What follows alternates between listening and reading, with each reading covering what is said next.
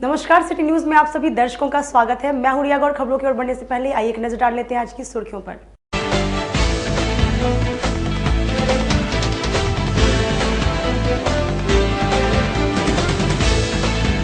Punjab national bank में लूटने का प्रयास करने वाले अपराधियों और पुलिस में हुई मुठभेड़ में एक अपराधी घायल, लूट का राइफल भी बरामद। नगर निगम के वित्तीय वर्ष 2024 से 2025 का बजट मेयर निर्मला साहू ने की पेश। सर्वसम्मति से 643 करोड़ के बजट पर मुहर लगी। और सदर थाना क्षेत्र के अतरदा मोहल्ले में महिला सहायक अभियंता का शव बेडरूम में मिलने से मची हड़कंप। तो ये थी आज की सुर्खियां, अब खबरें विस्तार से। पंजाब नेशनल बैंक में लूट का प्रयास करने वाले अपराधी और पुलिस में हुई मुठभेड़, एक अपराधी घायल, 2 अपराधी को पुलिस ने गिरफ्तार किया। जिले में 2 दिन पहले पीएनबी बैंक में लूट की कोशिश करने वाले अपराधियों के साथ पुलिस की रविवार सुबह मुठभेड़ हो गई। इस दौरान एक अपराधी के पैर में गोली लगी, उसे एसकेएमसीएच में भर्ती कराया गया है। शुक्रवार को कुछ अपराधियों ने बैंक में लूटपाट की कोशिश की थी, लेकिन गार्ड की बहादुरी की वजह से वे लोग लूटपाट नहीं कर सके। अपराधियों ने इस दौरान गार्ड के पैर में गोली मार दी, उसका राइफल लेकर फरार हो गए थे। पुलिस को सूचना मिली थी कि बैंक के गार्ड से लूटी गई राइफल अपराधी जिले के काटी थाना क्षेत्र के मधुकर छपरा में छिपे हैं। इसी बीच पुलिस की एक स्पेशल टीम सुबह करीब 3 बजे वहां पहुंच गई। पुलिस को देखते ही अपराधियों ने फायरिंग शुरू कर दी। जवाबी कार्रवाई में पुलिस ने भी फायरिंग की। इस दौरान एक अपराधी के पैर में गोली लग गई, पुलिस उसे पकड़कर अस्पताल ले गई। एसएसपी राकेश कुमार ने कहा कि शनिवार शाम में अपराधी रंजीत पटेल को काटी के गोपालपुर से गिरफ्तार किया गया, जिसकी निशानदेही पर दूसरे अपराधी भी गिरफ्तारी के लिए आज सुबह काटी के मधुकर छपरा के चवर में छापेमारी की गई। इस दौरान अपराधी रंजन पटेल ने पुलिस टीम पर 5 राउंड फायरिंग की, जो पुलिस की गाड़ी पर लगी। फिर पुलिस ने चेतावनी देते हुए अपराधी को घुटने के नीचे गोली मारी, उसका इलाज चल रहा है। एसएसपी ने कहा कि पुलिस ने इन अपराधियों के पास से राइफल, बाइक और पिस्टल बरामद हुआ है। बाकी अपराधियों की तलाश की जा रही है। 23 तारीख को काटी थाना के अंतर्गत पंजाब नेशनल बैंक में 5 अज्ञात अपराध कर्मियों के द्वारा बैंक को लूटने का एक प्रयास किया गया था, जिस दौरान हम लोगों के गृह रक्षक श्री भोला राय ने बड़ी बहादुरी से उस घटना का सामना किया और वो घटना अपराध कर्मी नहीं कारित कर पाए। लेकिन घटना के दौरान जो हमारे गृह रक्षक थे, उनका राइफल था और गोलियां थी, उसको अवश्य वो लोग छीन के ले गए थे। इसी घटना के आलोक में पश्चिमी डीएसपी श्री अभिषेक आनंद के नेतृत्व में एक एसआईटी गठित की गई थी, जिसमें हम लोगों की डीआईयू की टीम थी। इसके अतिरिक्त काटी के थाना अध्यक्ष थे और मोतीपुर के भी अन्य पदाधिकारी लोग भी शामिल थे। इस आलोक में कल देर शाम में एक व्यक्ति की गिरफ्तारी हुई है। काटी थाना में ही गोपालपुर बाजार है, वहाँ के पास से, जिनका नाम रंजीत है। इनकी निशानदेही के आधार पर आज सुबह लगभग 4 बजे से 5 बजे के बीच में काटी थाना के अंतर्गत मधुकर छपरा गांव है, जिसके चौर में एक रेड की गई। रेड के दौरान वहां पर एक अपराध कर्मी थे, जिनका नाम रंजन है, और जैसे ही वहां पर टीम पहुंचती है, उनके द्वारा पुलिस के ऊपर फायरिंग शुरू कर दी जाती है। लगभग 5 राउंड गोली उनके द्वारा चलाई गई, जिसमें 3 राउंड गोली जो है वो जो पुलिस व्हीकल था हम लोगों का थाने का, उसमें लगी है, बुलेट पर और उसके शीशे पर। फिर पुलिस के द्वारा चेतावनी देते हुए आत्मरक्षा नियंत्रित फायरिंग की गई है और उस फायरिंग के दौरान जो अभियुक्त थे रंजन, उनके पैर में एक गोली लगी है घुटने के नीचे, वो अभी इलाजरत हैं।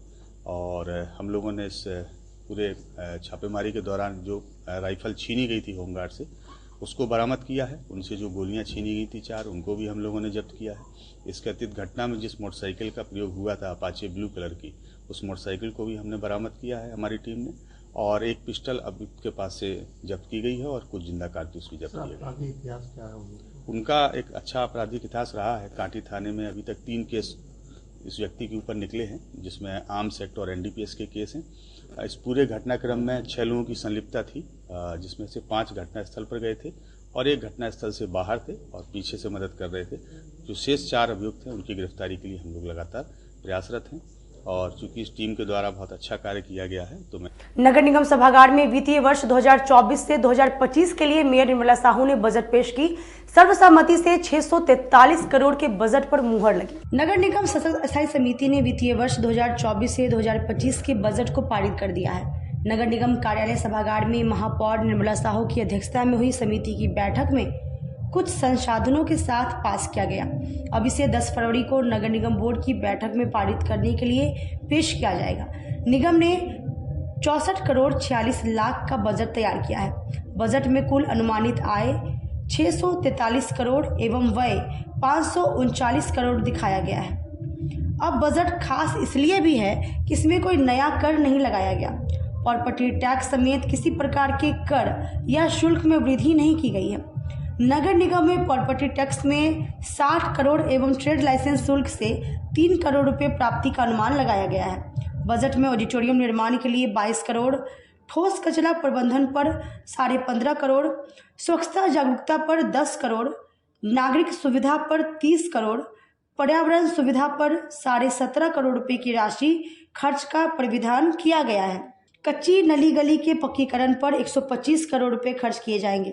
इसमें से 40% पिछड़े वार्डों के विकास पर खर्च का प्राविधान किया गया है। का मेरे द्वारा बजट हम लोग के द्वारा पास किया गया है, तो मुझे भी बहुत खुशी हो रही है कि हम लोग का बजट जो पिछले साल का जो बजट था हम लोग का 550 करोड़ का था, इस बार लगभग 643 करोड़ का हम लोग का बजट है, जो कि हम लोग के नगर निगम शहर के लिए जो भी विकास का काम होगा इसमें समाहित है, जिसमें कि मूलभूत है, हम लोग का पर्यावरण संबंधी है और स्वास्थ्य के लिए है। इसमें बजट हम लोग का है, नागरिक सुविधा, वाहन एवं अन्य सेवा के लिए है और शहरी गरीबों के लिए भी मूल सुविधा का भी जो भी है, इसमें हम लोग का बजट इस बार रखा गया है। मेरे सभी सम्मानित सदस्यों का बजट को पारित करने के लिए सभी का धन्यवाद। आगे भी आप लोगों का सहयोग हमेशा नगर निगम को। बाबा गरीबनाथ मंदिर में मारपीट करने को लेकर मुजफ्फरपुर न्यायालय में 6 लोगों पर मामला दर्ज किया गया। उत्तर बिहार के देवघर कहे जाने वाली बाबा गरीबनाथ मंदिर में इन दिनों पूजा के साथ साथ जमकर राजनीति चल रही है।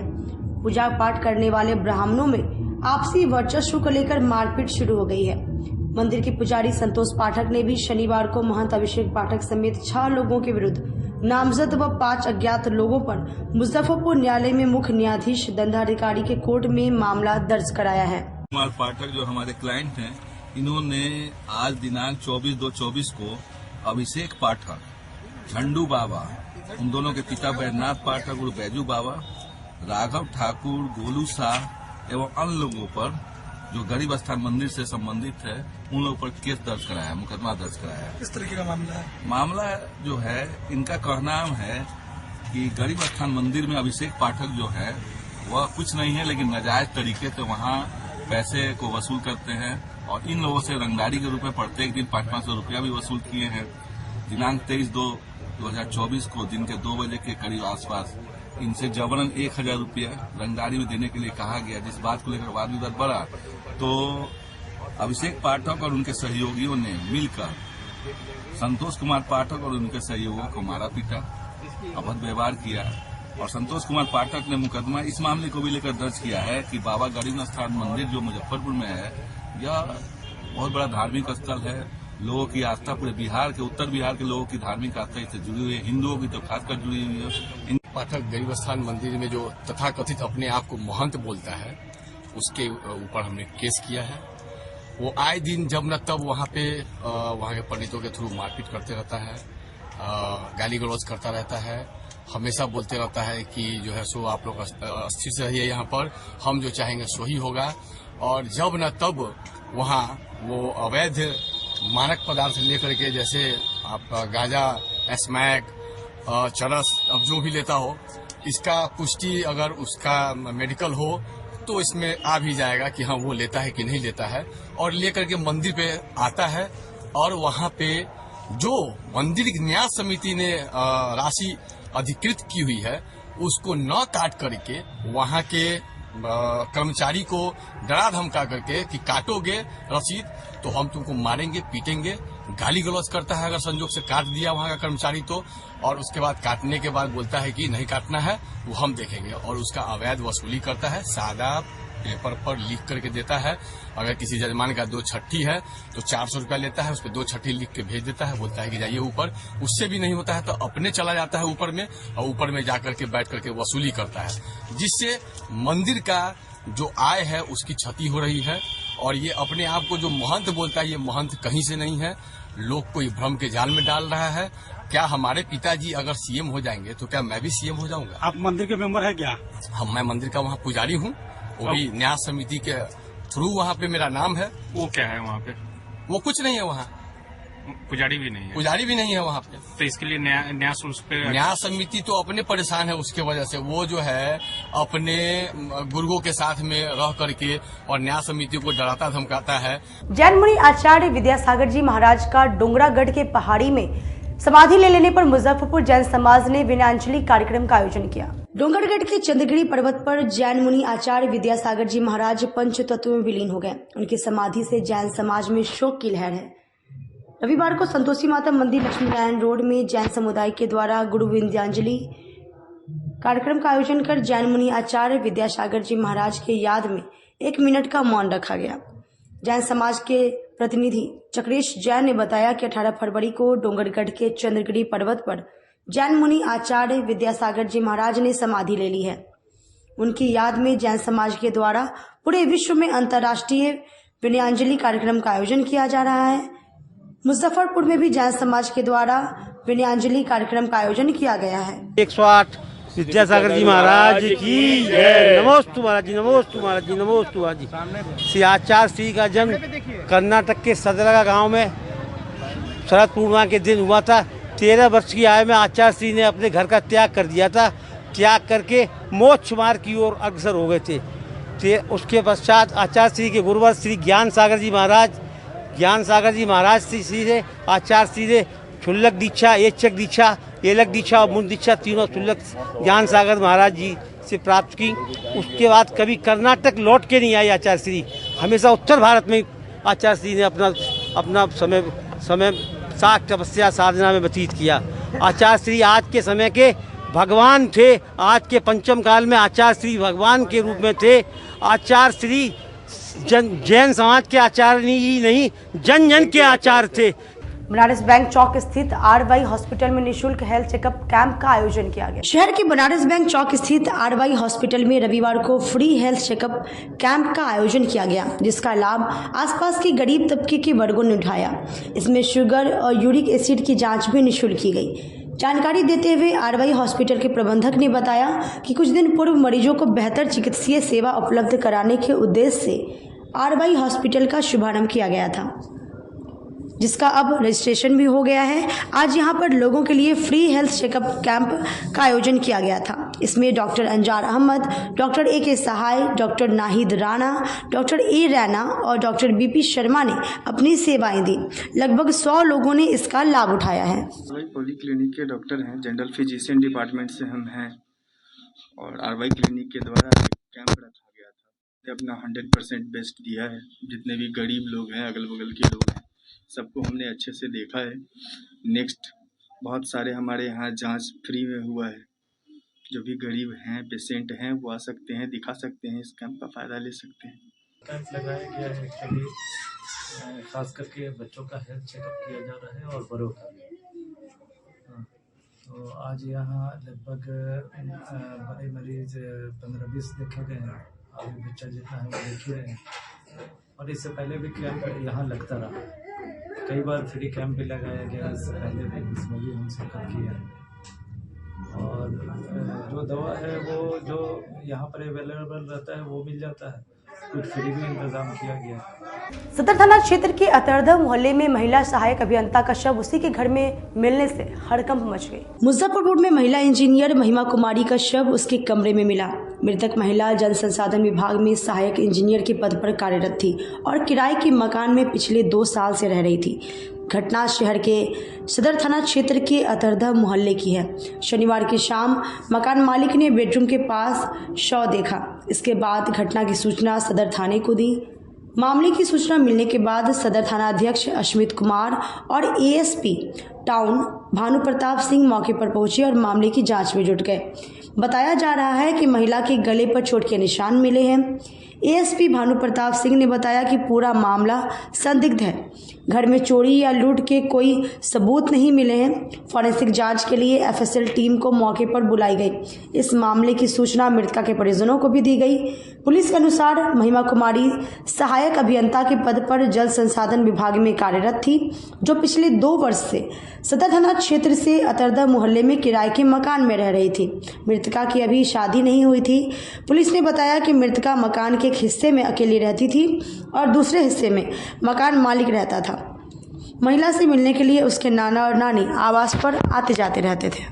यहाँ से फ़ोन गया तो हम आए तो एक लेडी जो उनके स्टाफ थी या स्टाफ की वाइफ थी, वो कही कि ऐसे ऐसे बात है, हम लोग आए हैं तो देखें गेट खुला हुआ है, महिमा को लेटा पड़ा हुआ है। तो फिर हम आए तो देखे तो हम कहे कि भाई प्रशासन का मदद लेना चाहिए।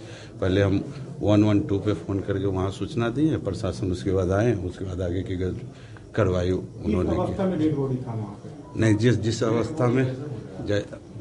अवस्था में थी वो हम नहीं देखे थे। अच्छा, कब से ये रह रही थी? ये 2 साल से अकेले भी रहते थे, उनके नाना नानी भी आते थे, उनके क्या कहते हैं मामा।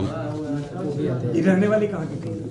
ये रहने वाली ऐसे तो पटना से उसके नाना नानी ही गाइड करके उनको पढ़ाया लिखाया हुआ, और रहने वाली ये आधार कार्ड पे अब देख लिया जाए। आपके आप मकान मालिक हैं, आपका आधार कार्ड मिला होगा ना? जी, मैंने प्रशासन को डिप्यूट कर दिया। तो महिलाएं हैं जो सहायक अभियंता के रूप में काम करती हैं और वो यहाँ लगभग 1 साल से रह रही थी। तो पुलिस को सूचना मिली थी कि वो बेहोश अवस्था में है, तो पुलिस यहाँ पर आई तो पाया कि वो मृत अवस्था में पाई गई है। तो ये हमें सूचना मिली थी। इस अवस्था में सब डेड बॉडी मिला है, उनका कुछ निशान वगैरह पाए गए हैं? वो जांच का विषय है, अभी हम उनका इंक्वेस्ट बना रहे हैं और FSL को भेजा जाएगा, FSL टीम को भी बुलाया जाएगा और बॉडी पोस्टमार्टम के लिए भेजी जाएगी और पोस्टमार्टम रिपोर्ट आएगी, उसके आधार पर लिया जाएगा। प्राइमा फेसी अभी ऐसा कुछ नहीं है कि कोई घर में लूट के इरादे से आया था या वो करके चला गया, ऐसा तो कुछ नहीं है। लेकिन बाकी की चीजें तो फॉरेंसिक की रिपोर्ट आएगी, वही बता पाएगी। के द्वारा जो भी चीजें कही जा रही हैं उस पर हम लोग संज्ञान लेंगे और जो भी वो अपना लिख के दे रहे हैं प्रथम दृष्टया हम लोग उस पर ही FIR करेंगे, क्योंकि प्राथमिकी जो है प्रथम दृष्टया रिपोर्ट ही होती है। और हत्या किस वजह से हुई है इसके पीछे हम लोगों को पोस्टमार्टम रिपोर्ट्स और FSL की रिपोर्ट्स जो हम लोगों की आएंगी उसका वेट करना पड़ेगा, क्योंकि बॉडी पे अभी कोई वैसी इंजरी हम लोगों को दिखाई नहीं दे रही है। तो हम लोग एक डिटेल्ड इन्वेस्टिगेशन करेंगे, इसमें जैसा आगे आएगा आप लोगों को अवगत करेंगे। नहीं, क्योंकि कोई भी सामान बिखरा हुआ नहीं है, जो भी ज्वेलरी आइटम्स थे वो भी उनके पास है, मोबाइल भी उनके पास में है और अलमीरा वगैरह सारा अच्छी तरीके से बंद है। तो लूटपाट के दृष्टिकोण से तो ये घटना नहीं लगती और ना ही शारीरिक छेड़खानी के दृष्टिकोण से ये घटना लगती है। ये दोनों चीजें तो घटना स्थल को देख के और जो बॉडी है दोनों को देख के स्पष्ट रूप से कहा जा सकता है। वक्त तो चले छोटे से ब्रेक आ लेते हैं, छोटा सा ब्रेक, तब तक आप बने रहिए हमारे साथ, देखते रहिए सिटी न्यूज मुजफ्फरपुर। अपने सपनों की आशिया को दे एक नई पहचान माँ भवानी डेकोर प्राइवेट लिमिटेड के साथ, जो है ऑथराइज्ड डिस्ट्रीब्यूटर ऑफ कजारिया। देश की मिट्टी से बनी टाइल से देश को बनाते हैं और जहां मिलती है सभी प्रकार के Indian and imported granite, marble, sanitary एवं कोटा स्टोन का अनोखा एवं आकर्षक संग्रह। माँ भवानी डेकोर प्राइवेट लिमिटेड मतलब a complete floor solutions. New 0 mile Dadar road Muzaffarpur. Call 9934753111। आजकल की बिजी जिंदगी में स्टाइल तो है, पर कंफर्ट का क्या?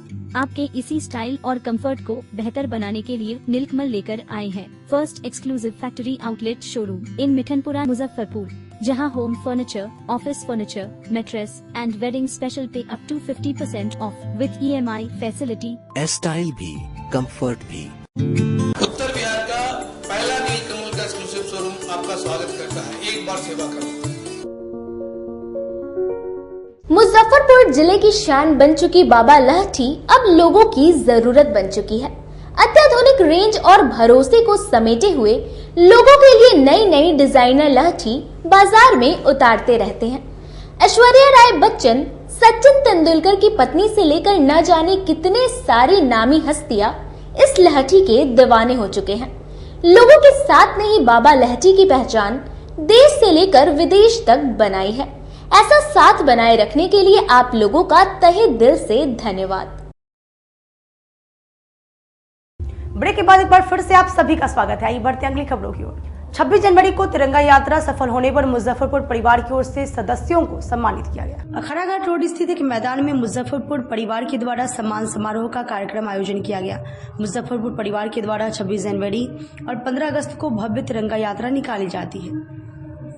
साथ ही सावन माह में बाबा गरीबनाथ मंदिर में जलार्पण के लिए आने वाले कांवड़ियों की प्रत्येक सोमवारी को शिविर लगाकर सेवा की जाती है। मुख्य अतिथि बाबा गरीबनाथ मंदिर के प्रधान पुजारी विनय पाठक के द्वारा मुजफ्फरपुर परिवार के तमाम सदस्यों को मोमेंटो देकर सम्मानित किया गया।